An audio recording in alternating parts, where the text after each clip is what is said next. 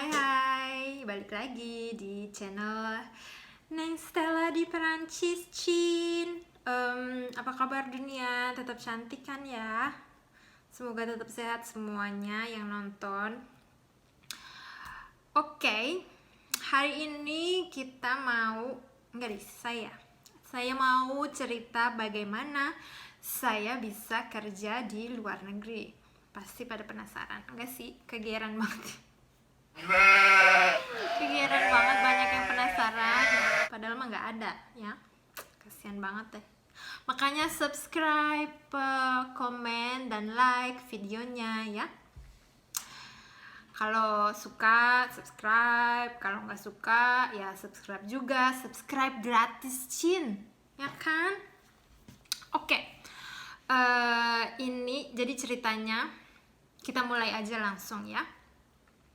Jadi ceritanya awal-awal itu, sebelum saya kerja di luar negeri, saya kerja di salah satu hotel swasta bintang 5 di Jakarta.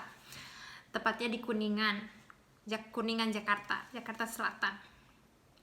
Pasti tahu deh, pokoknya hotel itu terkenal banget. Pokoknya saya pernah kerja di situ saat itu, jadi posisinya jadi guest relation officer. Jadi kayak penerima tamu lah ya. Kalau di ya pokoknya di hotel kerjanya cuma nongkrong di lobi, terus nanya gimana masa tinggalnya di hotel kita, bla bla bla bla bla bla. Pokoknya peres-peres sama tamu, itu kerja saya dulu. Terus abis gitu tiba-tiba nggak tiba-tiba. Jadi teman les, saya dulu les bahasa Perancis.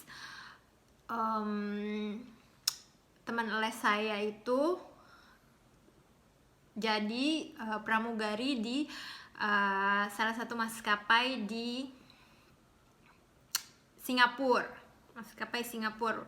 Terus saya tanya dong, enak banget bisa kerja di Singapura, jadi pramugari, gimana caranya? Terus dia kasih tahu ada forum pramugari di Facebook, coba ikut aja. Niatnya saya mau ngelamar jadi pramugari, makanya cari-cari kerja jadi pramugari. Terus udah tuh akhirnya ada salah satu maskapai di Middle East, di Arab gitu ya. Dia jadi lagi nyari kayak walk-in interview buat jadi pramugari. Setelah itu kan ada ada websitenya tuh ya si maskapai ini. Jadi saya nge-apply lewat websitenya itu, kalau nggak salah ya, lupa, nggak tahu, udah lama banget soalnya. Pokoknya itu. Terus di forum pramugari di Facebook dia ada cantumin tempat walk-in interviewnya. Jadi interview langsung sama orang yang kerja di situ. Kasih tahu aja deh, saya dulu kerja di Qatar Airways, 5-star airline. Jadi maskapai ini itu maskapai bintang 5. Jadi di penerbangan itu ada bintang 5-nya juga, jangan salah. Terus udah tuh ya, akhirnya bawa pokoknya bawa CV, terus bawa ijazah ya, bawa ijazah juga. Terus ada tes-tesnya gitu. Tes pertama kalau nggak salah bahasa Inggris, pertama bahasa Inggris. Terus tes kedua itu tes bahasa Inggris, puji Tuhan lolos. Terus tes kedua itu tes bukan tinggi badan. Jadi kalau di maskapai di Middle East ya, itu tesnya meraih kabin compartment. Kabin compartment itu apa ya? Pokoknya yang di atas tempat duduk kan ada terus naro barang tuh. Nah itu, jadi tesnya itu harus menggapai 220 meter, 220 cm. Iya benar, iya itu. Habis itu saya menggapai agak-agak jinjit gitu ya. Terus ditanyain ada apa, tanda lahir atau apa di kulit ya, di badan. Saya bilang saya punya apa namanya, bekas luka di tulang kering, karena dulu saya nakal, tomboy, main karet, kena paku deh gitu ya.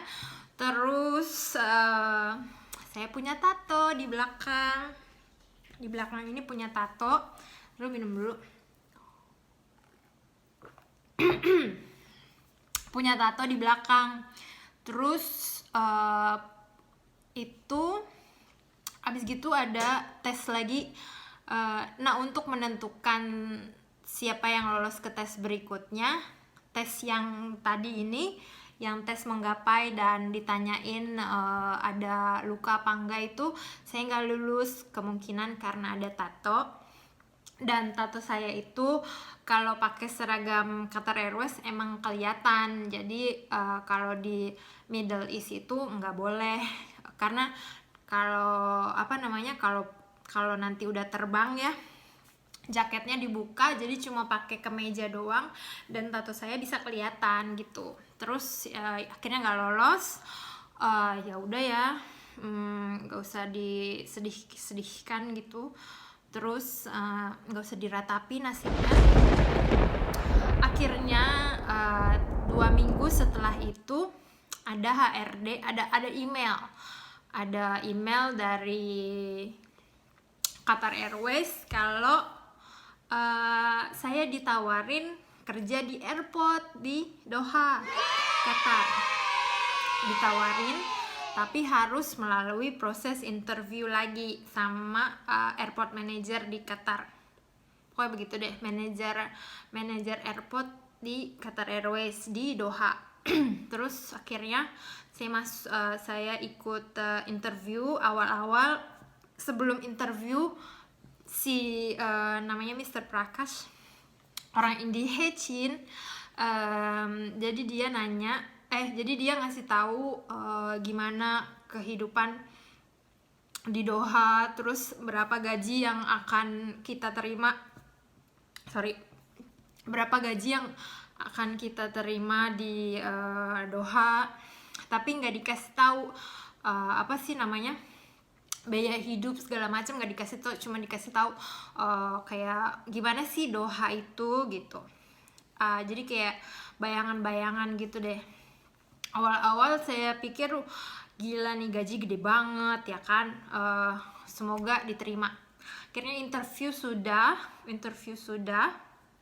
pakai bahasa Inggris ya, interview pakai bahasa Inggris. Terus seminggu kemudian dapat email kalau saya diterima. Dari interview itu saya diterima ternyata. Puji Tuhan udah. Akhirnya proses segala macam itu bulan Maret gitu. Terus dapat email jangan resign dulu karena dia mau proses visa saya. Jadi saya cuma modal 1.500.000 karena harus cek kesehatan kayak buat orang-orang yang mau pergi ke luar negeri, mau bekerja di luar negeri. Waktu itu sama saya ada beberapa yang lain, TKW yang lain ya, karena saya juga TKW, maksudnya akan menjadi TKW. Jadi itu kayak klinik emang dikhususkan untuk ngetes kesehatan, kayak medical check up gitu buat orang-orang yang mau kerja ke negara Arab, negara Middle East. Terus ya udah, itu bayarnya sekitar dulu tahun 2013 itu sekitar 1.500.000 lah kalau nggak salah, pulang pergi sama ongkos segala macem ya, karena saya punya motor. Jadi dulu naik motor kemana-mana. Ya udah, terus abis gitu apalagi ya, Terus akhirnya visanya itu visa kerja ya, dapat visa kerja berapa ya, sekitar bulan-bulan Mei, dan akhirnya dapat tiket untuk keberangkatan, salah, bulan Mei ya, enggak, April saya udah disuruh resign sama si orang ini, dan dapat tiket keberangkatan tanggal 17 Mei tahun 2013. Itu ya udah, akhirnya terus di airport saya ketemu teman yang sama juga bakalan kerja bareng, teman-teman 2 orang cewek cowok, terus duduknya barengan gitu. Terus akhirnya sampai di Qatar, sampai di Doha itu shock banget karena panasnya auzubillah, ya Allah, itu panasnya gila-gilaan ya, sekitar 40 derajat. Itu malam Cin, kita semua sampai di Doha itu malam jam berapa ya, jam 3 jam 10 malam gitu deh, jam 10 malam. Terus akhirnya ke airport, akhirnya kayak kita dikasih apartemen, jadi khusus kalau cewek, khusus apartemen cewek, dan nggak boleh ada pengunjung, even bapak sendiri kalau misalnya ngunjungin nggak boleh. Jadi nggak boleh ada laki-laki masuk ke apartemen perempuan. Di Doha begitu ya. Saya yakin di negara Arab juga kayak Saudi gitu begitu. Tapi kayaknya kalau di Dubai sama Uni Emirat Abu Dhabi enggak gitu-gitu amat. Karena Qatar masih agak konservatif ya negaranya. Terus udah habis itu kita kayak training gitu 2 bulan training. Terus abis gitu kerja di airport ya. Jadi kerja di airport itu kayak check in, terus boarding itu jadi kayak sebelum masuk pesawat gitu, kayak di nge-scan boarding pass, ada tiket gitu buat di pesawat check in. Jadi sebelum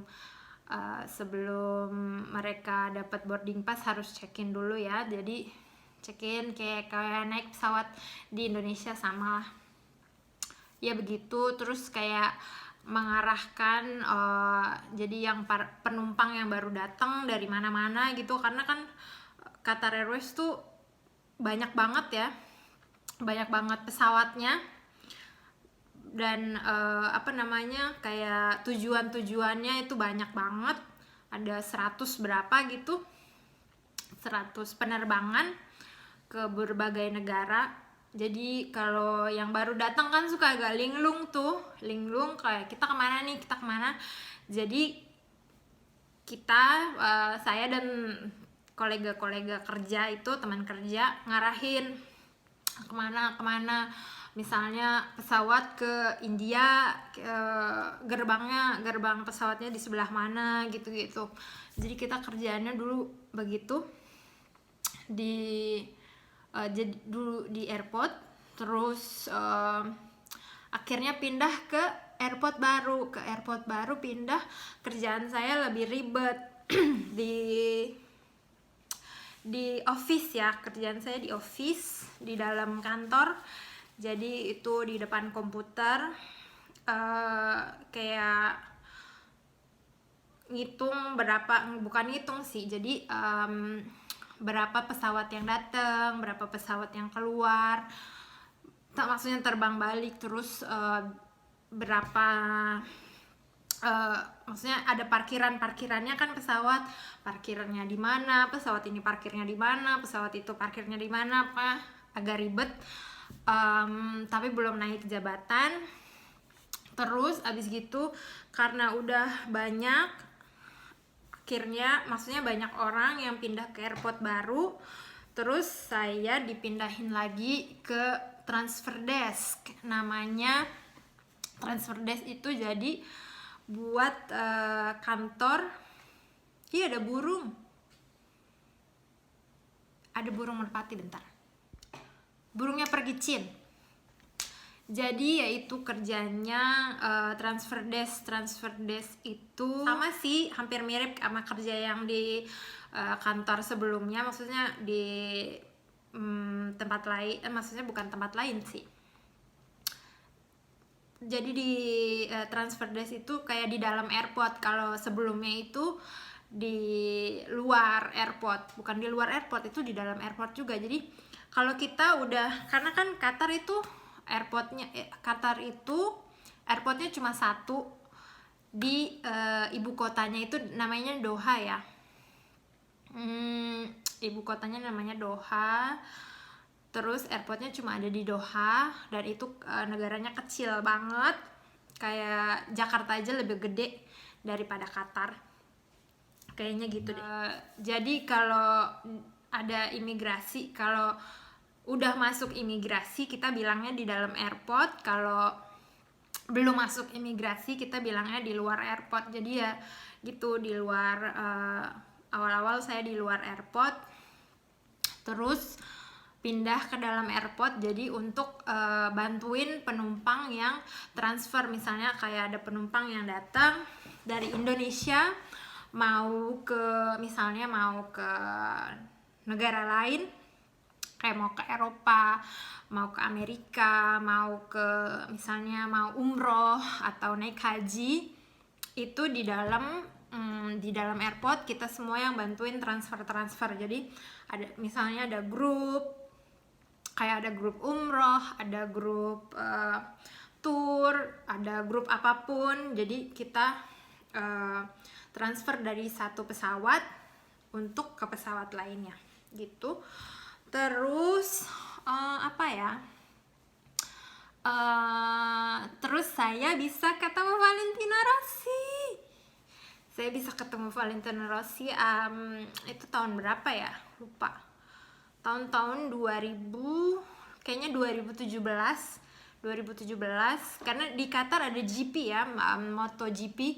Kalau yang nggak tahu MotoGP jadi kayak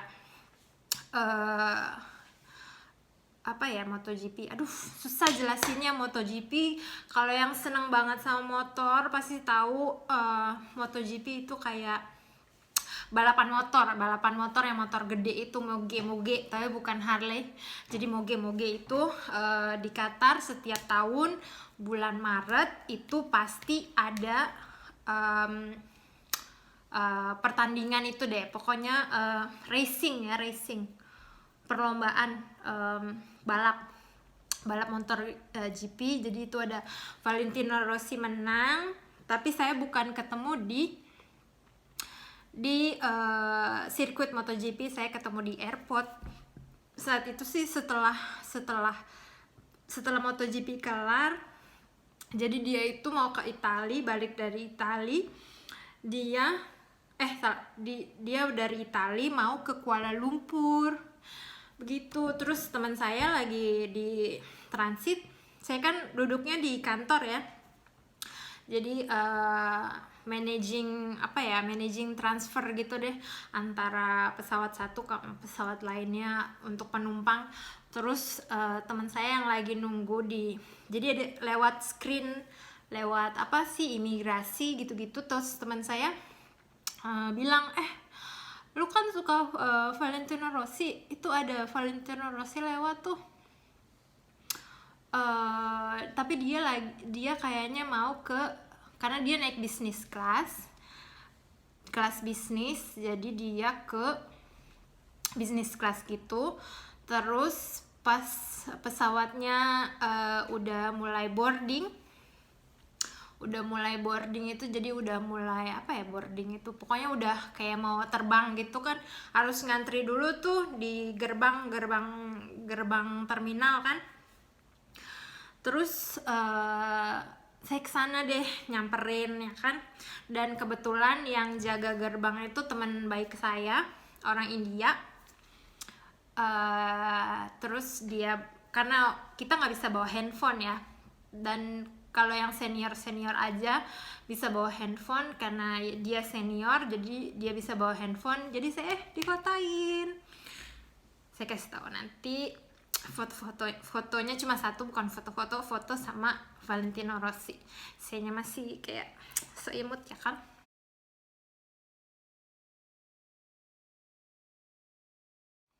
Udah itu aja. Apalagi ya,